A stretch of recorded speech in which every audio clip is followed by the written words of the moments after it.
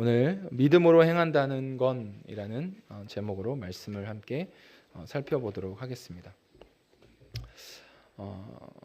우리가 어떤 것에 관심을 갖는다라고 할 때 그 관심은 우리의 애정과 깊은 연결이 되어 있습니다. 그러니까 무엇을 어디에 우리가 관심을 기울이고 있는가는 우리가 무엇을 사랑하고 있고 무엇을 애정하고 있는가에 드러나는 표현이라고 생각할 수 있는 거죠. 사랑하는 사이 그 관계 안에서 우선순위의 문제는 굉장히 중요한 문제입니다. 사랑한다라고 말하면서 우선순위에서 내가 밀리게 되면 그 사람의 상대방의 사랑한다라는 고백이 사실 사랑한다라고 와닿지 않을 수 있죠.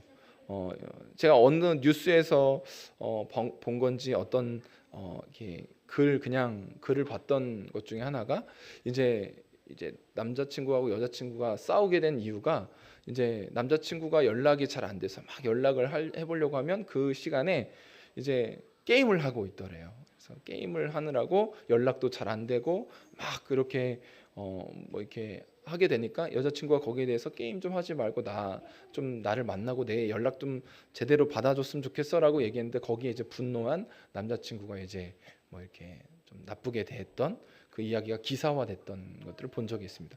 그러니까 사랑하는 관계라면, 그러니까 내가 무엇을 더 시간을 쏟고 내가 어디에 더 관심을 두고 어디에 먼저 반응하는가가 결국에는 내가 무엇을 더 좋아하고 내가 이끌리고 있는지를 드러낸다라는 거죠.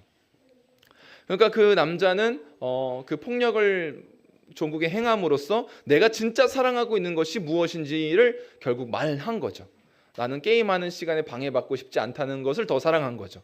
그렇기 때문에 여자친구와 만나는 것을 거절하고 그 여자친구의 연락이 귀찮은 것처럼 느껴지게 된 거예요. 그것처럼 우리가 말로 내가 당신을 사랑합니다, 내가 어디에 관심이 있어요 라고 말하지만 마음이 그렇지 않을 수도 있는 거예요. 말로 표현하지만 실제로 그렇게 실제로 나타나지 않을 수도 있고, 마음으로 우리가 좋아한다면 자연스럽게 우리는 그 말에서도 표현되어질 수 있다라는 거죠. 그래서 말도 중요하고 마음도 중요합니다.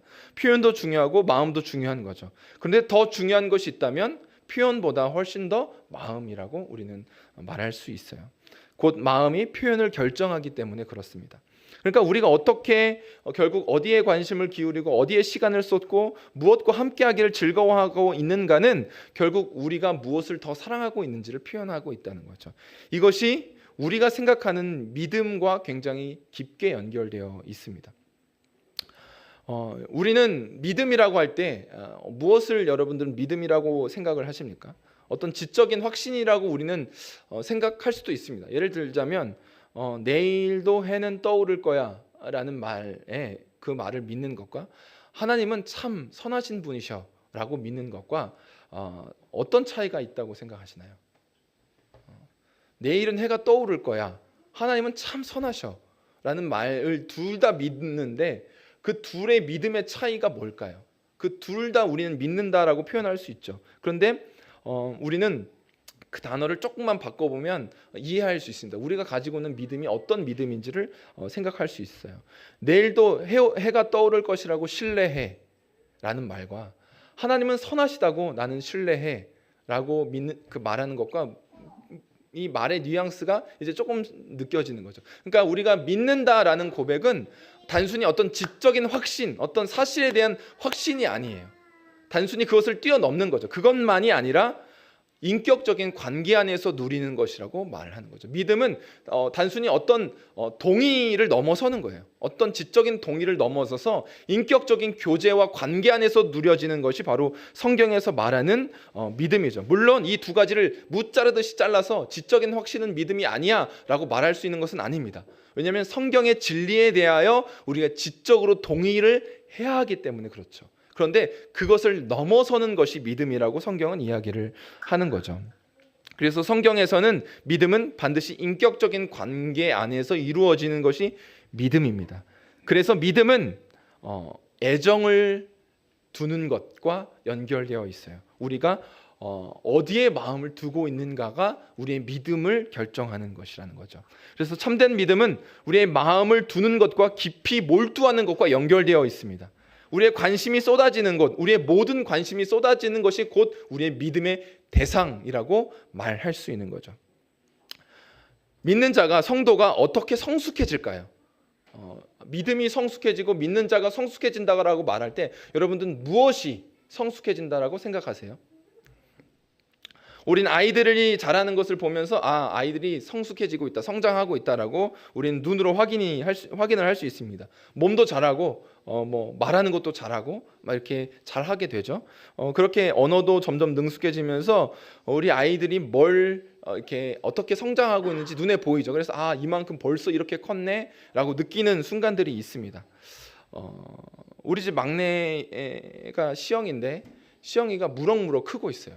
그래서 요즘에 시영이가 많이 듣는 말이 참 말이 많이 늘었다라는 말이에요. 그래서 말을 못하다가 말이 제일 느렸거든요. 그래서 시온이 시아 같은 경우는 10개월, 11개월부터 이제 엄마 아빠 막 얘기하기, 아빠는 솔직히 좀 늦게 했는데 엄마부터 시작해서 막 이렇게 하기 시작했어요. 그래서 둘째인 시아는 아빠를 먼저 가르치려고 아빠 했지만 결국엔 엄마부터 하긴 했어요. 근데 어쨌든 빨리 했어요. 말을 빨리 했는데 시영이는 12개월, 13개월이 돼도 말을 많이 안 하는 거예요. 말을 그냥 옹알이만 계속하지 말을 엄마, 아빠 이런 단어들을 뱉질 않더라고요. 그래서 얘가 좀 이렇게 발달이 좀 느린가 싶은 생각도 들었어요. 고작 한 2개월, 3개월 차인데도 불구하고 첫째, 둘째가 빨랐으니까 셋째도 당연히 빠를 거라는 생각을 하고 이렇게 대했던 거죠. 그런데 어느 날 갑자기 말을 갑자기 폭발적으로 하기 시작하더니 막 요즘에는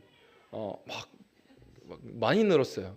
그래서 어젯밤에 이제 마무리하고 막 여기 들어가서 시영이만 안 자고 다 자고 있었거든요. 이제 아내하고 시영이만 깨어 있었는데 들어가서 보니까 이제 제가 시영이가 귀여워서 막 이렇게 뽀뽀하고 이제 넌 내 아들이야라고 이렇게 딱 얘기했거든요. 근데 시영이가 갑자기 난 엄마 아들이기도 해 이렇게 하는 거예요. 그래서 넌 엄마 아들이기도라는 말이 무슨 말인지 알아? 이렇게 생각이 드는 거죠. 엄마 아들이기도 해라고 하길래 야 너 엄마 아빠도 못하던 게 벌써 이렇게 말을 하고 있네. 그러니까 확 느껴졌어요. 얘가 정말 성장하고 있구나라는 것이 느껴졌습니다. 그리고 시온이 씨야도 많이 성장을 했어요.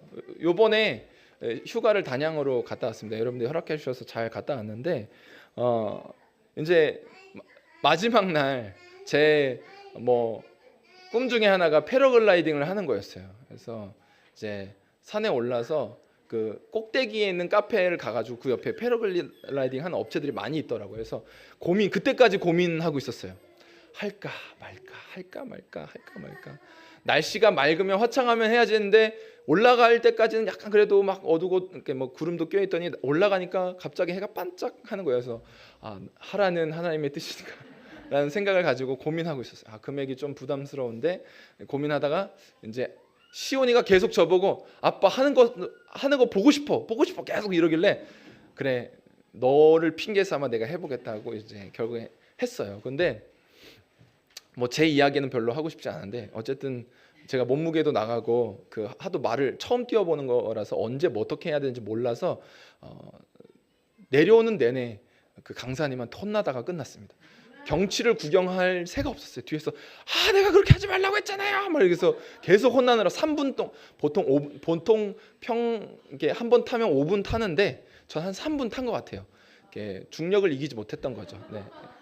그래서 좀 빨리 내려왔어요. 아저씨가 막 그 강사분이 착륙 지점까지 가기 바쁘겠네 하면서 막 옆에서 엄청 끙끙대고 어떻게 해서든지 고도를 높여보려고 뒤에서 애를 쓰셨어요. 그래서 그러나 3분 조금 넘게 타고 끝났어요. 그리고 혼났어요. 계속 혼났어요. 내가 마지막에 점프 뛰지 말라고 그렇게 얘기했는데 왜 점프를 뛰어요? 그래서 그러면 넘어진단 말이에요. 굴른단 말이에요. 앰뷸런스 타고 싶어요. 막 그런 얘기를 계속 하는 거예요. 그래서 죄송합니다. 전 계속 죄송해요 하면서 끝났어요. 그렇게 하다가 끝나서 사실 패러글라이드를 탄 게 아니고 약간 혼나다가 끝난 것 같아요. 경치를 구경할 새가 없었어요. 진짜 솔직하게 경치를 구경할 새가 없었어요. 그냥 뒤에서 계속 막 끙끙거리시고 막 혼내고 막 이러시느라고 미안하고 죄송해서 무거운 것도 죄송하고 이렇게 마지막 점프 뜬 것도 죄송하고 막 너무 죄송해서 그냥 경치를 구경할 새 없이 내려왔는데 어느새 보니까 땅에 왔더라고요. 그래서 올라가는 내내도 혼났어요. 막 또 아저씨들한테 다 전파를 하셔가지고 이 어른이 뛰어가지고 뭐 어떻게 막 박을 뻔했다 막 이렇게 막 얘기를 하셔서 그랬는데, 제가 그러고 나서 이제 시오니시아를 격려했어요. 너희들도 해봐라. 이왕 여기까지 와본 거 너희들도 해봤으면 좋겠다. 애들도 하지 않냐? 막 애들도 했거든요. 그래서 격려했어요. 막 고민하더니 결국엔 시오니시아가 뛰더라고요. 그래서 했어요. 시오니시아는 가벼워서 그런지 7분을 날더라고요. 시오니는 제일 높게 날았어요.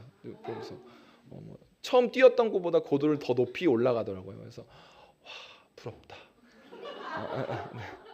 많이 느끼던. 그래서 우리 아이들이 용기를 가지고 해볼게라고 한 그 모습을 보면서 우리 아이들이 성장했구나라는 생각을 하게 됐습니다. 우리는 이것처럼 성장하는 게 눈에 보여요. 이게 눈에 보이죠. 얘가 이만큼 성장했네 라고 느껴집니다. 그러면 우리는 믿음의 삶 속에서 우리가 성장했구나, 성숙했구나라는 것을 어떻게 느끼십니까? 성도가 인격과 성품에서 그리스도를 어떻게 닮아갈 수 있을까요? 그리고 그 가운데 무엇이 필요할까요? 예수님을 주로 믿고 거듭나게 된 성도가 나는 이대로가 좋아요. 나는 변하고 싶지 않아요. 나는 거룩하신 주님을 닮아가는 게 너무 피곤하고 힘들어요. 나는 그런 열정도 생기지 않는 것 같아요 라고 말한다면, 사실 내가 과거에 즐기던 세상 양락을 포기하지 못한다면 그러면서도 예수님을 사랑한다고 말하는 것이 과연 진짜일지를 우리는 살펴봐야 하는 거죠.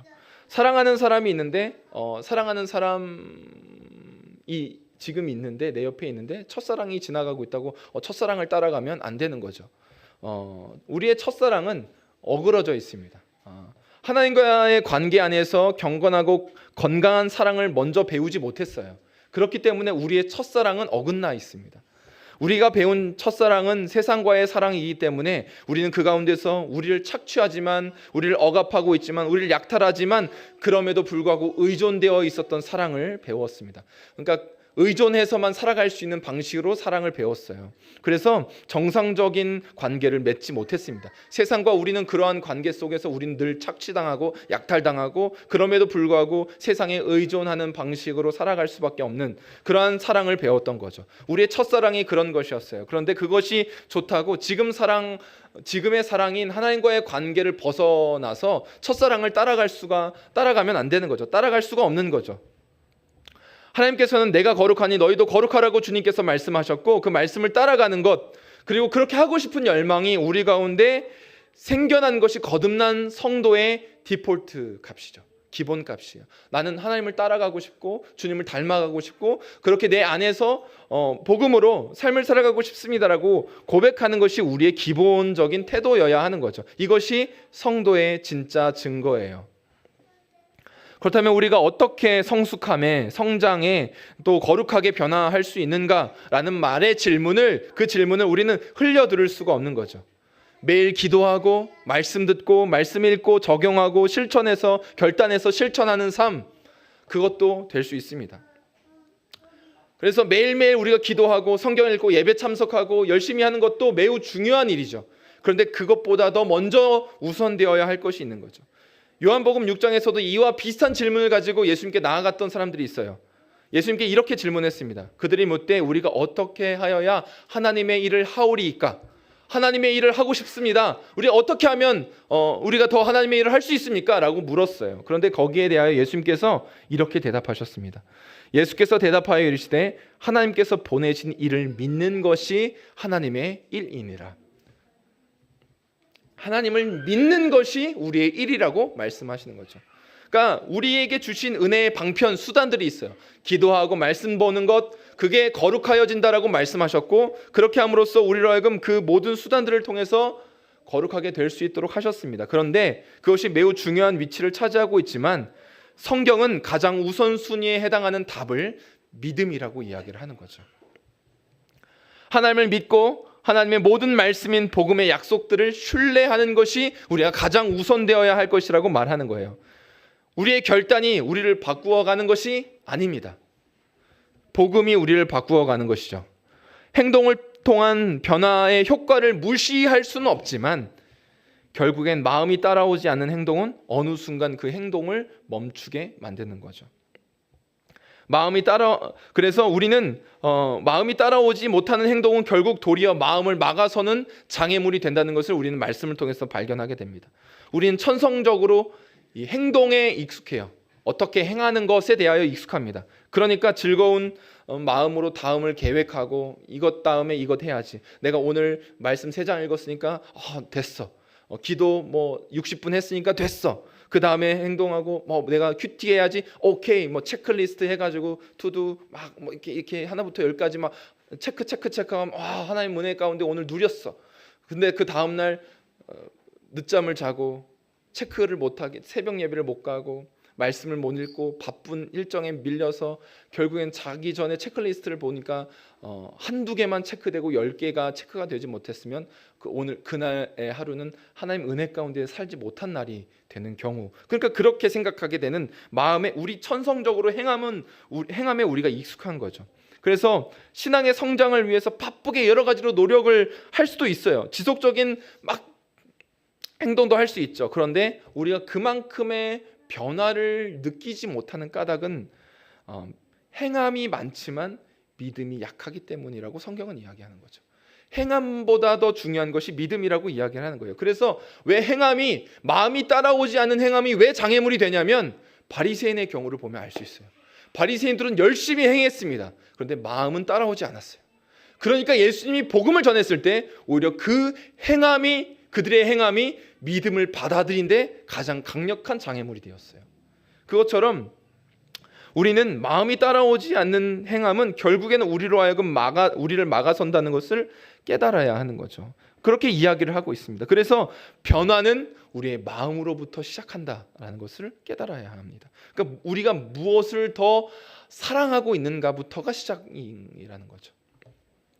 그래서 우리는 자연스럽게 이 첫 번째 질문을 던졌던 우리는 어떻게 성장할 수 있을까요? 라는 질문에 근거해서 이제 믿는 자의 성도의 삶이 믿음으로 사는 삶이라고 말할 때 그렇다면 믿음으로 살아가는 삶이 무엇입니까? 라고 질문을 할 수 있는 거죠. 구체적으로 어떻게 살아가는 것이 믿음으로 살아가는 것이라고 말할 수 있을까요? 사도 바울은 우리가 믿음으로 행하고 보는 것으로 행하지 아니함이로라고 말했어요. 고린도후서 5장 7절에서 오늘 우리가 같이 읽었던 말씀에서 그렇게 이야기를 했습니다. 근데 그렇게 말할 때 그가 생각한 믿음으로 행하고 보는 것으로 행하지 않는다라고 말했던 그는 어떠한 것을 생각하면서 이렇게 이야기를 했을까요? 그는 믿음을 보는 것으로 비유했습니다. 그러니까 보는 것과 연결해서 이야기를 하는 거죠. 그래서 눈이 안 보이면 정상적으로 생활하기가 굉장히 불편하겠죠. 우리가 이 눈에 질병이 생겨서 안대를 하거나 이렇게 뭔가 양쪽에 저도 예전에 홍채염이 양쪽에 다 생겨가지고 고등학교 때 막 눈물 막 계속 나고 막 눈 엄청 붓고 막 눈곱도 엄청 생겨서 결국에는 이제 한동안 안대를 쓰기도 했었는데 막 그렇게 엄청 홍채염이 있을 때는 앞을 못 보니까 그러니까 이 빛을 못 보니까 계속 이렇게 하고 있었거든요. 눈 감고 있어야 되고 눈을 감아야 좀 편하고 그랬는데 그럴 때는 모든 생활이 그러니까 편했던 모든 생활이 불편해지는 거죠. 보이지 않기 시작하면 내가 그동안 쉽게 하던 행동들이 다 불편한 거예요.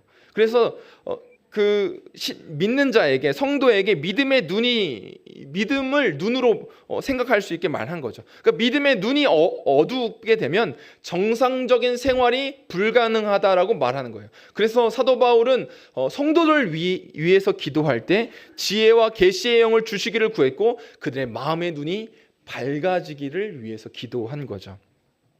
믿음의 눈이 어두우면 믿음의 생활을 제대로 살아갈 수 없습니다.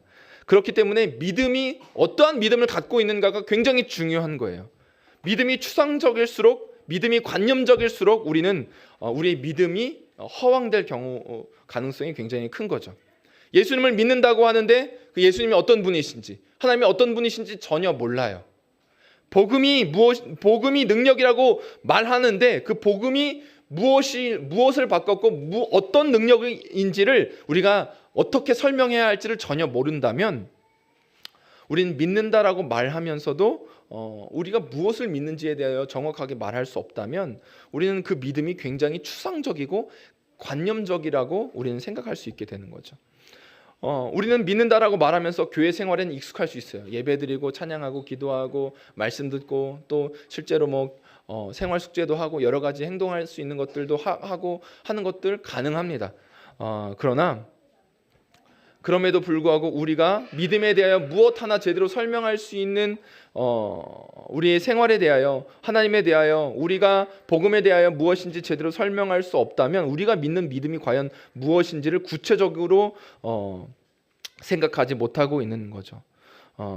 그렇기 때문에 우리가 외형적으로는 그리스도인들, 예수 믿는 사람들, 성도들과 별반 차이가 없지만 각각의 우리는 지금 이 자리에서 우리가 가지고 있는 믿음을 가지고 예배드리지만 각각의 믿음이 달라요. 그런데 다른 것처럼 보이지 않고 같은 예배를 드리는 것처럼 보이죠. 그런데 우리가 얼마나 구체적인 믿음을 갖고 있는가에 따라서 선명한 믿음의 내용을 가지면 가질수록 우리의 믿음은 실제 삶에서도 역사하는 믿음으로 변화된다는 거죠. 그러니까 우리는 잘 모르는 것에 대하여 애정하기가 힘듭니다. 그러니까 잘 모르는 미지의 것에 대하여 우리가 사랑합니다라고 말하기가 어려운 거죠. 따라서 우리는 하나님의 말씀을 통해서 하나님이 어떤 분이신지 정확하게 이해하고 복음의 진리를 깊이 있게 깨달아가는 것이 매우 중요한 까닭이 우리의 믿음이 그것을 통해서 보다 더 분명해지고 실제적으로 우리의 삶과 연결되기 때문에 그런 것이에요. 복음은 단순히 예수님이 십자가에서 내 죄를 위해서 죽으신 것이라는 것을 이해하는 것을 넘어서 하나님께서 그리스도 안에서 죄인인 나를 향한 하나님의 모든 진노와 율법이 정한 모든 형벌들을 넘어서 우리 가운데 약속하신 수많은 말씀들이 이루어지는 삶이라는 것을 말씀을 통해서 배워가야 하는 것이죠. 그러니까 단순히 예수님이 나를 위해서 죽으셨어요 라는 것을 아는 것, 이해하는 것이 복음의 전부가 아니라 그 복음은 우리로 하여금 그 이후의 풍성한 삶까지도 약속으로 주신 그 하나님의 약속을 알아가는 것을 말한다는 거죠. 복음이 그런 것이라고 말하는 거예요. 그렇기 때문에 우리가 이 세상을 살아가는 동안 우리는 하나님의 자녀로서 믿음을 가지고 살아간다는 것이 무엇이냐면 바로 이 복음의 진리에 대하여 우리의 마음이 반응하는 것을 말한다는 거죠. 이 복음이 약속하고 있는 것들을 약속에 대하여 사랑하고 즐거워하며 우리의 마음을 두고 거기에서부터 시작하는 것이 바로 믿음이라고 말할 수 있습니다. 그래서 우리는 날마다 믿음으로 살아가는 삶 속에서 이 복음을, 예수 그리스도가 어떤 분이시고 하나님이 어떤 분이신지를 알아가는 것이, 그 관계 안에서 그분을 사랑하는 것이 매우 중요한 것이죠. 그러나 우리 가운데 있는 문제는 무엇이냐면 바로 우리에게 유혹하는 거짓말의 아비인 사탄이 있다는 것이죠. 그렇기 때문에 우리에게 유사한 진리로 참된 복음의 그 아름다움을 흐리고 미혹하여 멸망에 이르게 하는 거짓말쟁이가 있는 거죠. 그래서 우리 가운데 계속해서 그 가운데 일어나고 있는 싸움인 거예요. 늘 진리의 싸움 가운데 교회는 있어 왔고 성도의 삶은 늘 진리와의 싸움 가운데 있었어요. 그러니까 진리를 가지고 그 악한 미혹의 헛된 그 거짓된 복음, 가짜 복음과 싸우는 삶이 우리 가운데 늘 있어 왔던 거죠. 그렇기 때문에 강단에서 말씀을 듣는 것, 말씀을 묵상하는 것, 날마다 주님의 말씀의 의미를 깨달아가고 그것을 따라 사랑하고 살아가는 삶이 왜 중요한지가 우리는 우리의 싸움의 현실 속에서 싸울 때마다 느낄 수 있는 거죠. 그것을 알지 못하면 우리는 반드시 그 싸움에서 질 수밖에 없기 때문에 그렇습니다. 그렇기 때문에 하나님께서 우리를 위하여 이루신 일들을 정확하게 이해하고 우리를 위해서 이루신 그 아름다우신 일들을 사랑하고 또 그것을 가지고 우리 안에 깨닫고 누리며 살아가는 것은 결국 우리로 하여금 하나님의 뜻대로 승리하는 삶을 살아갈 수 있다라는 것을 약속하는 거죠. 그렇기 때문에 우리는 단순히 지식으로 알아가는 것을 넘어서 사랑하는 데까지 나아가야 하는 거죠. 말씀을 사랑하고 그 말씀 가운데 약속하신 그 약속들을 사랑하는 것, 하나님이 드러나실 때마다 그분을 사랑하는 것이 우리 가운데 필요한 일이에요. 단순히 지식이 많다고 우리는 승리할 수 있는 것이 아닙니다. 그래서 디모데후서에서도 오히려 오랜 교회 생활을 통해서 배운 지식들이 독이 되기도 한다는 것을 말하죠. 디모데후서 3장 7절에는 항상 배우나 끝내 진리의 지식이 이룰 수 없느니라고 말하죠. 그러니까 오랜 시간 동안 교회 생활을 했지만 그것이 오히려 막아서는 내가 이렇게 교회 생활을 했으니까 열심히 해왔고 내가 이렇게 섬겨왔으니까가 오히려 말씀을 따라서 말씀을 속에 드러난 하나님을 사랑하고 오히려 그 가운데 내가 깨어지고 반응하는 삶을 살아가는데 그것이 막는 독이 되는 거죠. 그렇기 때문에 우리는 자꾸 우리의 주어진 삶 속에서 복음을 통해서 변화되어지는 그 삶을 발견해야 되는데 복음은 무엇을 드러내냐면 죄 이면의 죄를 드러냅니다. 그러니까 우리의 겉으로 표면에 드러난 죄가 뿌리박고 있는 진짜 죄를 드러내는 거죠. 복음은 그 일들을 해나가요. 예를 들면 우리는 우리는 그렇게 하지 말아야 하지만 이렇게 뒤에서 험담하거나 뒷담화를 할 때가 있습니다. 이렇게 뒤에서 담화를 하죠. 그런데 그 사람이 나쁘게 행동했기 때문에 뒷담화나 험담을 할 수는 있어요. 근데 그 험담이라는 죄 자체가 문제가 아니라 험담이라는 죄가 뿌리박고 있는 진짜 우상을 드러낸다는 거죠. 복음은 그것을 드러낸다는 거예요. 예를 들자면 나와 함께 험담을 하는 사람들에게 용납받기 위해서 내가 그 가운데 함께 너는 나와 함께하고 있는 그룹이야라는 것을 내가 은연중에 드러내기 위하여 용납받고 있다는 우상이 우리 가운데 진짜 죄일 수 있죠. 험담이라는 죄는 그 용납받고 싶다라는 욕망에 드러난 표현일 뿐이에요. 통제라는 우상일 수도 있죠. 험담을 통해서 그 사람을 배제하고 조종하고 다스리고 싶은 마음이 우리 가운데 있어서 험담을 하는 거죠. 함으로써 내가 그 사람을 결국 그 관계 안에서 통제하고 싶어하는 욕망들을 드러낼 수 있죠. 명성이라는 우상일 수도 있어요. 나를 중요한 사람으로 느낄 수 있도록 다른 사람을 깎아내리는 험담을 할 수도 있죠. 안정감이라는 우상일 수 있습니다. 내가 다른 사람에 대하여 말하면서 나의 불안을 덮으려고 다른 사람의 어떤 이야기를 험담을 하는 거죠. 인정받고 싶어서도 그럴 수 있죠. 인정이라는 우상을 위해서 다른 사람을 험담함으로 은연중에 나를 높이게 되는. 그러니까 내가 나를 높이는 것은 자기의 얼굴에 금칠하는 것은 부끄러우니까 그 사람을 깎아내므로 내가 오히려 은연중에 드러나게 하는, 나는 그렇지 않다는 것을 은연중에 드러내려고 하는 험담일 수도 있어요. 그러니까 험담이라는 죄가 뿌리박고 있는 우상들이 있다는 거죠. 그리고 복음은 그 우상을 드러낸다는 거예요. 그렇기 때문에 이 모든 우상은 사실 거짓된 복음을 홍보하는 가짜 구원자들이죠. 그러니까 무엇을 말하냐면 예를 들면 독신으로 사는 것에 대하여 두려움이 있어서 연애하는 것이 우상일 수 있죠. 사람을 만나야 돼. 나는 사람 만나야 돼. 이런 우상일 수 있어요. 근데 연애가 그 독신이란 나 홀로 이렇게 살까봐라는 두려움을 연애가 해결해 줄 것처럼 생각하지만 그것이 결혼이라고도 말할 수 있어요. 근데 그것이 이 독신이라는 지옥에서 나를 구원해 줄 것이라고 연애나 결혼을 생각하지만 실제로 그렇지 않을 수도 있죠. 연애하면서 더 외로워질 수도 있어요. 그럴 수 있죠. 그러니까 그것 자체가 오히려 가짜 구원을 이야기를 하는 거죠. 우리가 부를 의지한다면 아마 안정감이 가장 강력한 우상일 수 있습니다. 부는 나를 절대로 불안하게 만들지 않고 나를 빈털터리 만들지 않을 거야 라고 약속하기 때문에, 부가 그 재산의 힘이 그렇게 약속하기 때문에 내가 부를 추구하고 하게 되는 거죠. 그러니까 우리가 죄 이면의 죄, 진짜 우상을 드러내는 것이 바로 마음의 변화라는 거죠. 그 우상을 부서뜨리지 못하면 우리가 험담하지 말아야지. 내가 오늘 뒷담화를 했네. 내가 뒷담화를 하다니. 내가 그리스도인을 어떻게 뒷담화를 했지? 하면 안 돼. 라고 뒷담화하지 않기. 사람들 앞에서 입을 다물어야지. 자꾸 하고 그런 결단을 했어요.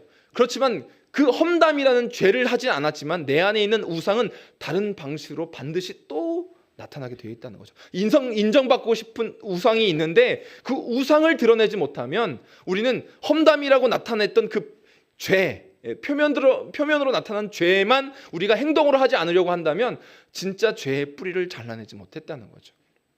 그렇기 때문에 우리가 믿음을 갖고 살아간다는 것은 단순히 행위를 넘어서 우리의 마음의 문제라는 것이죠. 마음의 우상들을 무너뜨리고 그 가운데 중심에 예수 그리스도를 두는 것이에요. 그래서 골로새서에서는 위의 것을 찾으라, 위의 것을 찾으라고 이야기를 하는 거예요. 어떠한 행동이나 규범, 도덕적인 행동을 하라는 게 아니라 사도 바울은 이 골로새서의 이 말씀을 전하면서 이 골로새 교회가 처한 환경들 속에서 이 복음의 도리를 1장과 2장에서 설명한 다음에 3장과 4장에서 이제 너희들 어떻게 살아가야 하는지에 대해서 이야기를 하는 거예요. 그런데 그 가운데 어떤 규범, 똑같은 이렇게 행동하십시오라는 말의 의미가 아니라 여러분들은 위의 것을 찾고 위의 것을 생각하라는 거죠. 찾고 구하라라는 말의 의미는 갈망하고 사랑하라는 말이에요. 하나님, 그리고 위의 것은 무엇이냐면 바로 그리스도가 계신 곳이 바로 위에라고 말합니다. 그러니까 우리가 하나님 우편에 계신 곳에 마음을 두고 그리스도께 마음을 두고 그리스도께 애정하고 사랑하는 것으로 우리가 삶을 살아가야 한다라고 말하고 있는 거죠. 그러니까 우리가 살아가는 동안에 결국에는 우리가 가장 중요한 것은 바로 십계명의 첫 번째 계명인 너는 나 외에 다른 신을 내게 두지 말지니라. 이 우리의 마음 속에 계속해서 이 우상이, 안정감이라는 우상이, 인정받고 싶어하는 우상이, 또 나로 하여금 성취의 욕구가 그런 우상들이 우리 가운데 자꾸 무엇인가의 죄를 짓게 만드는 그 현실 속에서 우리는 진짜 구원자를 만나야 하는 거죠. 우리가 용납받고 사랑받고 그리고 우리가 인정받고 싶어하는 것, 그 모든 것들이 바로 그리스도 안에 있다는 것을 우리는 발견해야 하는 것이에요. 우리가 우리 자체로 충분하고 우리 자체로 우리의 삶을 살아가면서 우리가 하나님을 사랑한다면, 우리가 그 가운데 마음을 두고 살아간다면 이미 그 안에서 우리가 모든 것을 얻는 자라는 것을 발견하는 것이 바로 복음이라고 말하고 있는 거예요.